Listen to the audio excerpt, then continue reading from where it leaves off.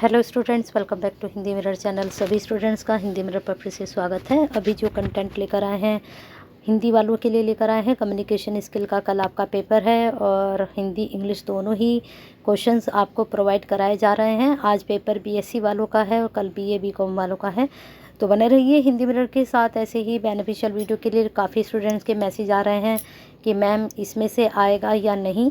तो भाई देखो, 100% तो कोई भी नहीं होता है, लेकिन 90% हम कह सकते हैं कि यहाँ से आपके क्वेश्चन ज़रूर बनेंगे।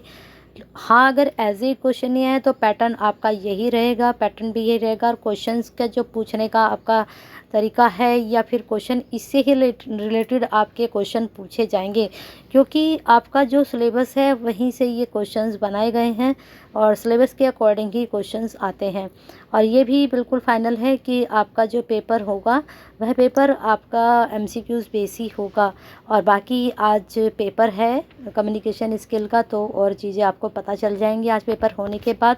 तो बने रहिए और लाइक और शेयर करते रहिए और साथ में एक कमेंट कर दीजिए कि आपको वीडियो में कितनी ये फ़ायदेमंद हो रही हैं, और कमेंट करके ये भी बताइएगा जिनका आज पेपर हो चुका है किस तरह का पेपर गया है और आपके कितनी हेल्पफुल रही हैं हिंदी मिरर की वीडियो। हिंदी मिरर से जुड़ जाइए सब्सक्राइब बेल आइकन हिट करके, क्योंकि आने वाले टाइम में भी आपके साथ ये खड़ा रहेगा हमेशा। आपके एग्ज़ाम में हर बात में जितनी भी यूनिवर्सिटी से रिलेटेड होंगी। अब प्रश्न बन रहा है आपका, जो कल हमने बताया था आपसे, हमने कहा था कि नेक्स्ट आपके वीडियो में बताएंगे, तो यहाँ पर आएगा उपरोक्त सभी। चलिए आगे चलते हैं। इंटरनेट के प्रयोग में आने वाली समस्या नहीं है, कौन सी नहीं है? तो इसमें भाषा नहीं होती है, बाकी वायरस होता है, हैकिंग होती है, बाकी यह भाषा नहीं होती है। संचार एक व्यक्ति से दूसरे व्यक्ति को सूचनाओं का हस्तांतरण, चाहे वह उसमें विश्वास व्यक्त करे या ना करे। तो ये किसकी डेफिनेशन है? कोटज एम ओडोनेल की। हम ऑप्शन नहीं पढ़ेंगे क्योंकि वीडियो बहुत लेंथी हो जाती है, सीधा सीधा आपको आंसर बताएंगे। एक विद्वान के अनुसार यदि प्रेषित संदेश प्राप्तकर्ता की समझ में नहीं आता है तो संचार प्रक्रिया अधूरी ही रहती है। तो इसका आंसर जाएगा डेविस। नेक्स्ट है, संचार के बिना किस प्रबंधन कार्य की कल्पना नहीं की जा सकती। तो आप आंसर सोच लीजिए। अगर आपने सोचा है निर्देशन तो बिल्कुल सही है। नेक्स्ट है आपका संचार के प्रकार हैं, तो ये आपको कई बार पढ़ाया जा चुका है कि कौन कौन से संचार के प्रकार हैं। नेक्स्ट है, व्यावसायिक संदेश वाहन उसी समय पूर्ण माना जाएगा जब यहाँ पर सूचना संदेशदाता तक ही रह जाए। सीधा सीधा आंसर बता देते हैं, संदेशदाता और प्राप्तकर्ता दोनों उसका समान अर्थ लगाएं। नेक्स्ट है, व्यावसायिक संचार की विशेषताएं हैं, तो ये मैंने कई बार बता चुकी हूँ कि इस तरह के आंसर में ज़्यादातर उपरोक्त सभी या सभी इस तरह के जो आंसर होते हैं वो सारे ही माने जाते हैं। नेक्स्ट चलते हैं क्वेश्चन 160 की तरफ। देख लीजिए 160 थोड़ा ब्लर आ रहा है। फैक्स प्रणाली के आविष्कार करता है कौन है? Alexander Ben. मौखिक संचार की आधुनिक और प्रचलित तकनीक है तो सेल्युलर फोन। और अनुपलब्ध व्यक्ति के लिए संदेश जोड़ने हेतु कौन सी तकनीक प्रयोग की जाती है? तो इसमें वॉइस मैसेज सिस्टम। चलिए आगे चलते हैं। आगे है मौखिक संचार का दोष है, कौन सा दोष है? तो लिखित साक्ष्य का अभाव जो है मौखिक संचार का दोष है।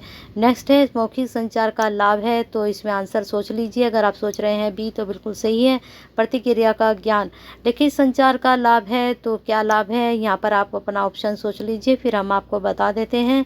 तो लिखित संचार का जो लाभ रहेगा वह रहेगा कम खर्चीला। नेक्स्ट है, संचार प्रक्रिया होती है, कैसी होती है? द्विमार्गीय। और ये आंसर दोनों तरह से आपसे पूछा गया। कल भी मैंने इसका ऑप्शन में पूछा था कि संचार प्रक्रिया के कितने भेद हैं, कितने प्रकार की होती है, तो उसमें आपको बताया था कि दो प्रकार की या द्विमार्गीय होती है, एक आप और एक हम, है ना। आगे चलते हैं, व्यावसायिक संप्रेषण क्या है? तो व्यावसायिक संप्रेषण जो होता है दो तरफा प्रक्रिया होती है। नेक्स्ट है आपका संप्रेषण का स्रोत है, जल्दी से सोच लीजिए। तो ये तो हम एलिमिनेट कर देंगे। अब देख लीजिए, स्थानीय, व्यापक या फिर राष्ट्रीय। तो यहाँ पर अगर आपने आंसर सोचा है, चलिए सोच लीजिए जल्दी से। इसका आंसर अभी बता देते हैं आपको। अगर इसका आंसर सोचा है अपने व्यापक तो बिल्कुल सही है, संप्रेषण विनिमय है। तो यहाँ पर आएगा युक्तियों का। अनौपचारिक संचार उपयुक्त होता है कहाँ पर? छोटे आकार की संस्था में। अनौपचारिक और औपचारिक संचार का वर्गीकरण है। देख लीजिए इन चारों में से कौन सा ऑप्शन आपका जा रहा है। अगर आपका आंसर जा रहा है संबंधों के आधार पर तो बिल्कुल सही है। नेक्स्ट है, व्यक्तियों की बजाय पदों के बीच होने वाला संचार कहलाता है। जल्दी से सोच लीजिए, इनमें से कोई तो नहीं आएगा। उपरोक्त दोनों आपका हो सकता है, तो चलिए यही आपका ये नहीं है। तो कई बार मैंने कहा है कि 90% होता है और 10% ऐसा होता है कि उपरोक्त दोनों या उपरोक्त सभी ऐसा नहीं होता है। तो यहाँ पर 10% पे जा रहा है, तो यहाँ पर आएगा औपचारिक संचार। नेक्स्ट है निरंकुश प्रबंधन व्यवस्था में औपचारिक संचार होता है। तो निरंकुश प्रबंध में एक मार्गीय ही होता है, क्योंकि सब अपनी ही बात कहता है, उस दूसरे की नहीं सुनता। निरंकुश में प्रजातांत्रिक में क्या होता है, द्विमार्गीय एक मार्गीय प्रयोग। तो यहाँ पर क्या आ जाएगा, द्विमार्गीय होता है। औपचारिक संचार प्राय होते हैं लिखित, मौखिक, नियोजित या फिर व्यक्तिगत। तो जल्दी से इसका आंसर क्या दे रहे हैं आप, लिखित दे रहे हैं, तो बिल्कुल सही है। नेक्स्ट है औपचारिक संचार का लाभ नहीं है। तो यहाँ पर देख लीजिए 4 ऑप्शन में क्या आपका आंसर जा रहा है। अगर आपका आंसर जा रहा है लचीला, तो बिल्कुल सही है। नेक्स्ट है अनौपचारिक संचार का दोष है। तो 2 दोष यहाँ पर हैं, इनको आप चेक कर लीजिए। बाकी दोष अभी हम आपको बता रहे हैं। तो देख लीजिए यहाँ पर आपके 2 यहाँ पर ऑप्शन है। तो गलतफहमी का होना होता है। संदेशों के प्रवाह के आधार पर संचार होता है। कैसा, उपरोक्त सभी। मैंने आपको ऊर्ध्वाधर, क्षैतिज। क्षैतिज में क्या होता है कि एक ही जैसे हिंदी के प्रोफेसर या फिर टीचर बैठे हैं, तो वो एक ही कैटेगरी के बहुत सारे एक साथ बैठे हैं, तो वो होता है क्षैतिज। एक कैटेगरी यानी कि एक श्रेणी के लोग कह सकते हैं आप, ठीक है। फिर आरेखी है, फिर ऊर्ध्वाकार है। ये मैंने आपको समझाए थे कल की वीडियो में भी, क्या ऊर्ध्वाकार होता है, ठीक है। चलिए आगे चलते हैं। 2 अलग अलग परिस्थिति में कार्यरत व्यक्तियों के मध्य संचार किया जाता है, क्षैतिज, ऊर्ध्वाकार, ठीक है। चलिए आगे चलते हैं। आरेखी, तो इसमें ऊर्ध्वाकार किया जाता है। 2 अलग अलग पदस्थिति और क्षैतिज में क्या होता है, समान स्थिति के लोग जो होते हैं। आदेश की एकता का सिद्धांत लागू होता है। तो इसमें आएगा अनौपचारिक संचार, ठीक है। औपचारिक संचार, मौखिक संचार, तो इसमें आएगा आपका औपचारिक संचार। ग्रेपवाइन संचार होता है। चलिए अगर नहीं हुआ तो मैं पहले ही आपको बता देती हूँ। ग्रेपवाइन संचार में क्या होता है, आपने जैसे यहाँ पर मैंने आपको अधोगामी और ऊर्ध्वगामी बताया था। तो वो अधोगामी में क्या होता है, नीचे से ऊपर जाते हैं, ऊर्ध्वगामी नीचे से ऊपर से नीचे आते हैं। तो हमने यहाँ पर कोई बात के आते आते आते यहाँ पर उसका कुछ और ही बात हो गई, कहीं कहीं छोड़ गई थी, यहाँ तक आते आते उसमें कुछ ना कुछ गड़बड़ हो गई, तो वही ग्रेपवाइन संचार कहलाता है। नेक्स्ट है औपचारिक संचार क्या होता है, आधिकारिक, स्थायी। तो ये अनौपचारिक संचार होता है, व्यक्तिगत और गैर नियोजित। अब आगे है औपचारिक संप्रेषण का मार्ग होता है।